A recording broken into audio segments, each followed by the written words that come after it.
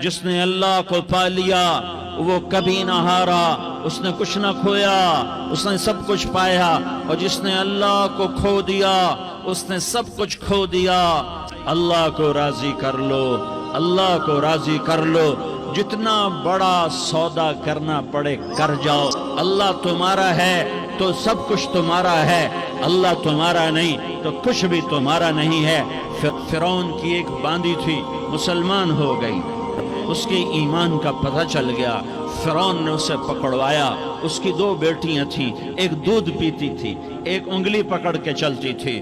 اس نے بڑے کڑا میں تیل ڈالا، اس کے نیچے آگ جلائی، تیل کھولنے لگا۔ فرعون نے کہا اگر تو موسیٰ کے رب پہ ایمان لائی تو تیری دونوں بیٹیوں کو جلا دوں گا اس تیل کے اندر، اور تجھے بھی جلا دوں گا اس تیل کے اندر۔ تو فرعون کی باندھی نے کہا فرعون یہ تو میری دو ہیں، اگر میرے پاس اور ہوتی، میرے پاس 100 ہوتی تو میں 100 بھی اللہ کے نام پہ قربان کر دیتی۔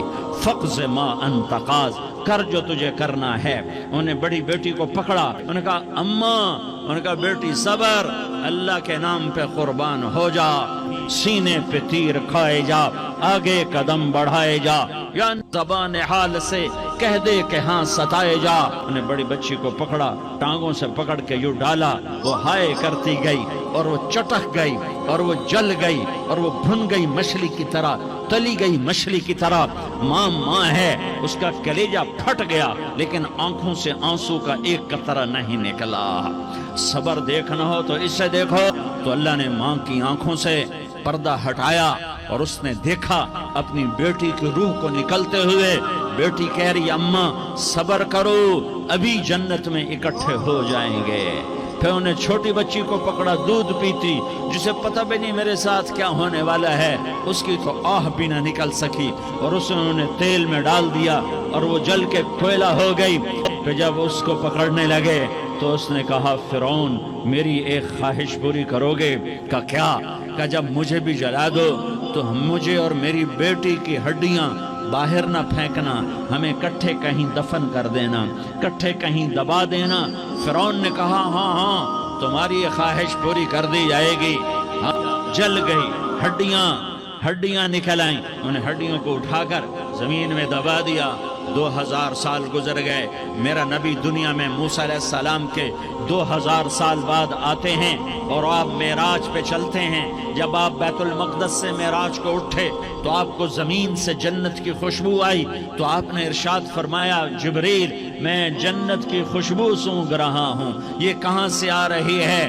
تو آپ نے جبریل نے عرض کی یا رسول اللہ فرعون کی باندی اپنی بیٹیوں کے ساتھ، اپنی ہڈیوں کے ساتھ جس جگہ پر دفن ہے، جس دن اسے دفن کیا گیا تھا اس دن سے آج تک یہ خوشبو آ رہی ہے، اور یہ قیامت تک خوشبودار رہے گا۔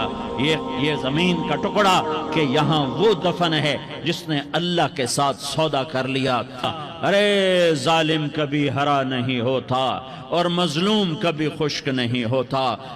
اللہ ظالم کو مہلت ضرور دیتا ہے، لیکن ایک دن ہے جب اللہ جنت کو سجائے گا اور جہنم کو بھڑکائے گا، مجھ سے سوال کرے گا میں نے تمہیں دنیا میں عزت دی، مال دیا، بتا آج میرے لیے کیا کر کے لایا ہے؟